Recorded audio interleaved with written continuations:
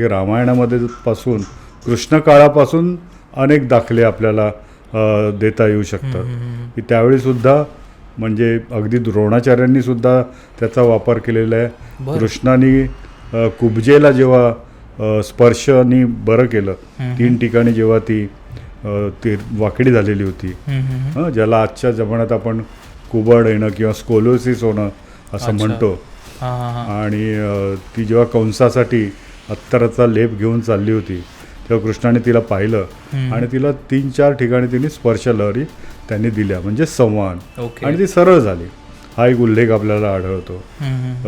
जेव्हा भीष्माचार्य शरपंजरी होते ते सुद्धा एक संवाहन होतं की ज्यांना लवकर प्राण सोडायचा नव्हता आणि त्यांना काही उपदेश करायचे होते. त्यावेळी सुद्धा त्यांना अर्जुनाने संवाहन केलेलं होतं.